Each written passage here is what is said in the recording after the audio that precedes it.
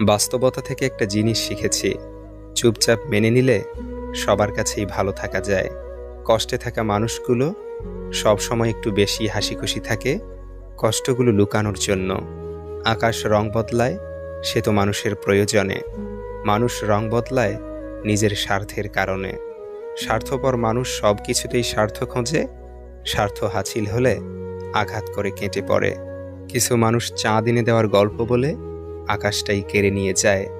ঋণ পরিশোধ করা যায়, কিন্তু উপকার কোনোদিন শোধ করা যায় না।